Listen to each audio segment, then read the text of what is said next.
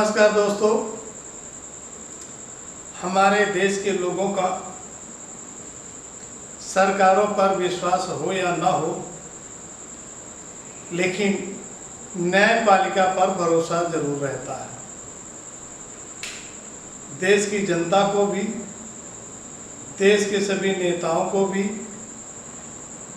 छोटा से छोटा हो, बड़ा से बड़ा व्यक्ति हो, सब जब पीड़ित होता है तो कहता है मुझे न्याय मिलेगा, देर से सही, और इसीलिए वो कोर्ट का दरवाज़ा खटखटाता है। ये एक अच्छी बात है, होना भी चाहिए। नहीं तो कोर्ट का दरवाज़ा नहीं खटखटाएगा, कोर्ट से उसको न्याय नहीं मिलेगा, तो फिर वो न्याय के लिए जाएगा कहाँ?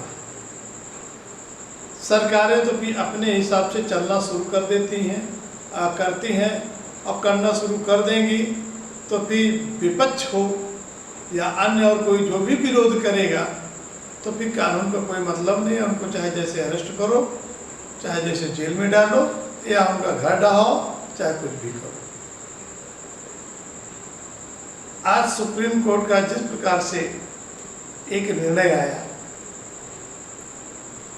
उलेमा ने जो एक दाखिल किया सुप्रीम कोर्ट में कि देखिए, एक विशेष वर्ग के साथ बीजेपी सरकारें बहुत ही अन्याय कर रही हैं। अन्याय ही नहीं कर रहे, बहुत ही अन्याय कर रही हैं।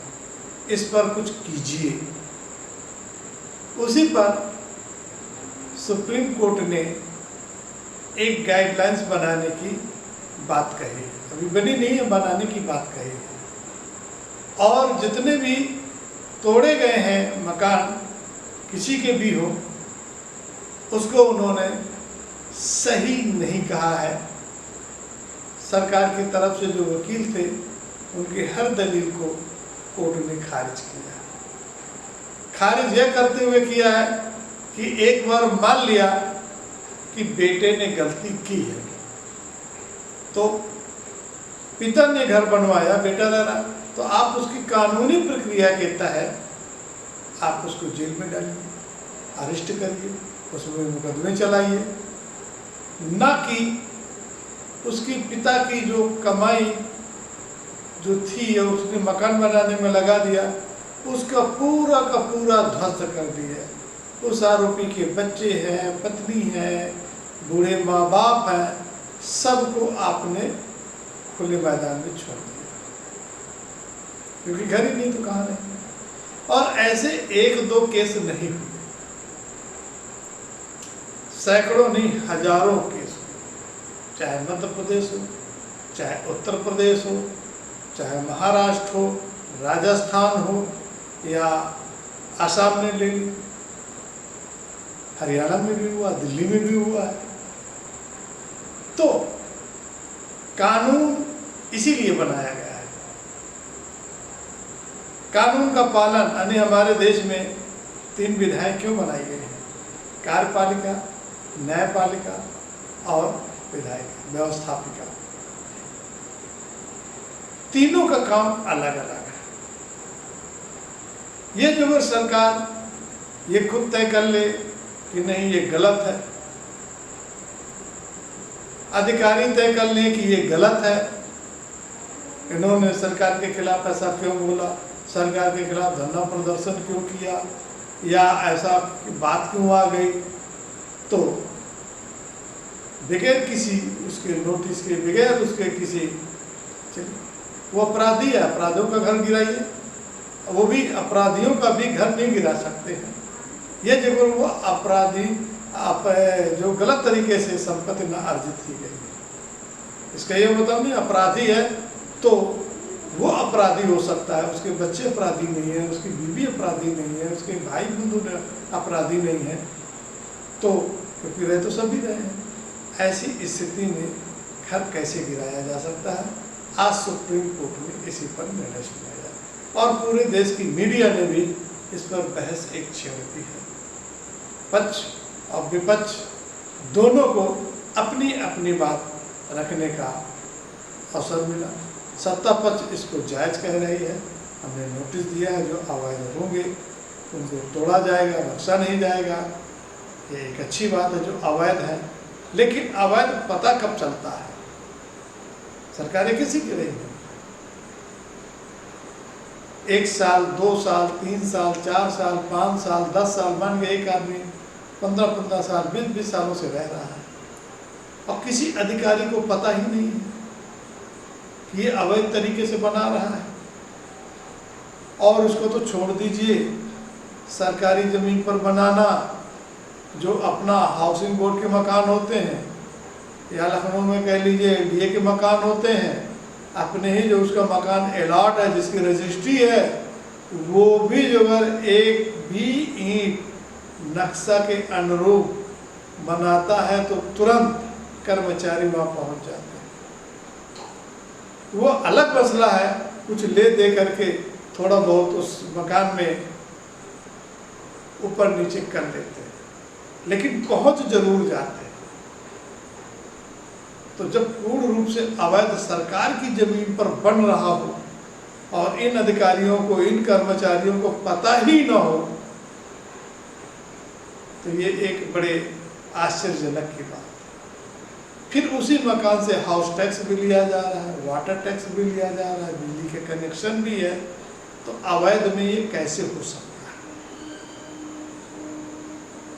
तो जितना उसके मकान को आप कह रहे हैं सरकार या जो भी चीज अधिकारी कि ये गलत है, गलत तरीके से बना था या सरकारी ज़मीन पर बना था, तो जो उस समय बन रहा था अधिकारी थे, कर्मचारी थे, और जो प्रेजेंट टाइम तक में हाउस टैक्स ले रहे थे, वाटर टैक्स ले रहे थे, बिजली का बिल ले रहे थे, उनको भी दोषी उतना ही मानना चाहिए, उन पर भी मुकदमा होना चाहिए। तब माना जाएगा कि वास्तव में सरकार न्याय कर रही है। और सरकार किसी की हो, और सुप्रीम कोर्ट ने तो एक बहुत अच्छे समय पर एक अच्छा निर्णय लिया है गाइडलाइंस जो बनाने के लिए। नहीं आने वाले समय में सत्ता परिवर्तन होता, अब विपक्ष की सरकारें आती, तो फिर पता नहीं कितने किस तरह से कितने अवैध के नाम पर कितने मकान गिरते, इसका कोई आकलन नहीं कर सकता था। क्योंकि एक भावना तो बैठी जाती है, इन्होंने हमारे आदमियों को, हमारे वर्ग के विशेष वर्गों को जो टारगेट किया, मकान गिराए गए हैं, तो फिर कोई बदले की भावना आती। तो कम से कम सुप्रीम कोर्ट ने एक न्याय की बात करते हुए हम एक गाइडलाइंस करेंगे और उसका सभी को पालन करना होगा। इसीलिए तो न्याय की किताबें पुलिस व्यवस्था है। पुलिस का काम है, आप कंप्लेन करेंगे, पुलिस जाएगी, अरेस्ट करेगी, अरेस्ट करके उसको जेल भेजेगी, उनमें गंभीर धाराएं लगाएंगी, ऐसा भी नहीं उसमें लगा करेगी, और उसके तहत कार्रवाई होगी। अब ये नहीं कि हमने किया, पकड़ा और धनाधन गोली चला दी, या ये कह सकते हैं कि मकान तोड़ दिया, तो ये नहीं होना चाहिए। खैर गोली ऐसे तो नहीं चली है, किसी को अवैध रूप से नहीं मारा गया है अभी तक। इनकाउंटर में भले ही इनकाउंटर के नाम पर कुछ भी हो गया हो, लेकिन ऐसा कहीं पर भी नहीं है कि किसी ने धरना प्रदर्शन किया, सरकार के खिलाफ हल्ला बोल किया, पत्थरबाजी की, तो उसका इनकाउंटर हुआ हो, ऐसा भी नहीं है। लेकिन मकान जरूर गिरा दिए गए। अभी कुछ दिन पहले मध्य प्रदेश में एक 20,000 स्क्वायर फीट पर मकान बना हुआ था, और वो लोग 20 करोड़ की प्रॉपर्टी थी, 2 करोड़ तक मात्र 20 करोड़ का, और उसके चलते पूरी प्रॉपर्टी ध्वस्त कर दी गई, मिट्टी में मिला दी गई। इस तरह से कहीं पर भी हो, चाहे किसी भी जाति विशेष वर्ग के हो, ऐसी कार्रवाई नहीं होना चाहिए, कानूनी प्रक्रिया के तहत होनी चाहिए। तभी लोगों को कानून पर विश्वास होगा और सरकार पर विश्वास करेगा, जनता पर विश्वास, जनता उस पर विश्वास करेगी, चुनने का मौका देगी। और ये हो जाए कि नहीं, केवल हम जो बन गए हैं जनता ने हमको चुना है, हम जैसे चाहें वैसे कर लें, तो फिर वो बहुत दिनों तक ऐसा चल नहीं पाता है, जैसा कि सुप्रीम कोर्ट ने रोक लगा दी। थोड़ी देर के लिए भले ही हवा बन सकती है कि वाह बहुत अच्छा हुआ है, क्योंकि बुलडोजर तो आजकल, पहले एक ही राज्य में फेमस था, अब तो कई राज्यों ने बुलडोजर का नाम लिया। बुलडोजर फैलता ही गया, फैलता ही गया, फैलता ही गया, एक राज्य से कई राज्यों में फैल गया, और ये धीरे धीरे करके हो सकता है कि पूरे भारत में फैल जाता।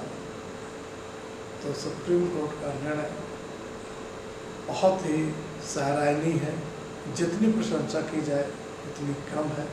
और जब जब भी ऐसी स्थिति आती है तो कोर्ट निश्चित रूप से अपने विवेक का इस्तेमाल करते हुए सही मायने में निर्णय देते हैं, व्याख्या करते हैं और मुझे को भी सजा देते हैं। सरकारों को गाइडलाइंस बना करके और उस पर तय करते हैं। गाइडलाइन पर चलने के लिए मजबूर भी होना पड़ता है सरकारों को। तो इन्हीं बातों के साथ में हम अपनी वाणी को विराम देते हैं। उम्मीद करते हैं आने वाले समय में बहुत जल्द सुप्रीम कोर्ट गाइडलाइन जारी करेगी और सभी प्रांत की सरकारें उसका पालन करेगी। जय हिंद, जय भारत।